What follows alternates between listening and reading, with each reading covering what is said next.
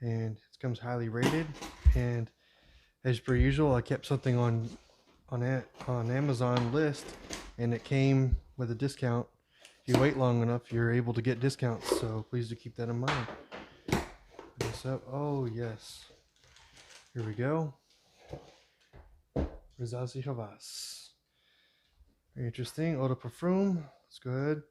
What I understand, this is a clone of a 2016 fragrance from Invictus. I'm going to open it up here and see what we have. Unbox. Oh, almost lost it there. And here we go. Wow.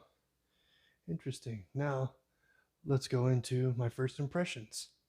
Let's spray it in the air here.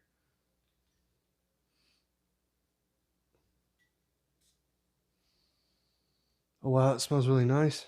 I can't believe that. It was $27 on their purchases off of Amazon. The top notes are apple, bergamot, cinnamon, lemon.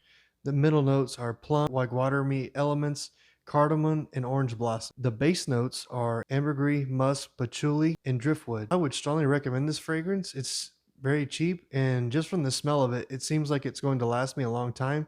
It's been recommended. It's been out for quite some time, and I could definitely see why. And that was really cool when I sprayed this.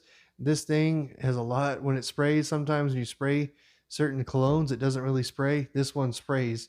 So that's really cool as well. I will leave a link to a cologne that I've done a review for before, the Tiziana Terenzi Focanero, as the follow-on video to this one. I have an Instagram that I am much more active on there than I am on here. And I also have a Patreon page that will be linked down in the description if you so choose to subscribe. Thank you guys very much and have a wonderful day.